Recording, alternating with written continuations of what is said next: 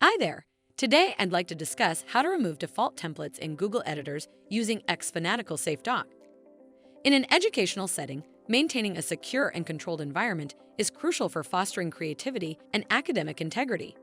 Default templates in Google Docs, Sheets, and Slides can lead to students relying too heavily on pre-made designs, which may stifle originality and encourage academic dishonesty.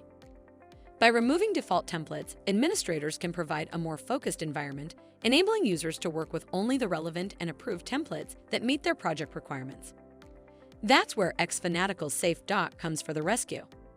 Using SafeDock, educators can prevent users from accessing these default templates in Google Docs, encouraging students to develop their writing and formatting skills while producing original work that reflects their individual ideas and creativity. Setting it up is a breeze. Go to Chrome Web Store page, search for SafeDock, then click Add to Chrome to add this extension. Once it is installed, by selecting the Block Editor Templates policy, you can remove default templates in Google editors easily. To know more, please visit xfanatical.com.